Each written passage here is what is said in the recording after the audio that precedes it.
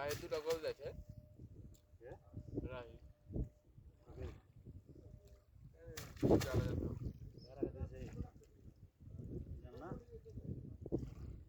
রাহি দুটো গোল কার সাথে খেলেছে খেলা দেখে বুঝতে পারিস না দেখালে কাম নাকি মাছের বংশ নাই সকালে ভোর রাইতে আসতে হবে বুঝতেছেন ওই 1-1.5 ঘন্টা মাইরে চলে যেতে হবে এই এক পুঁঠির না এটা পুঁঠির এটা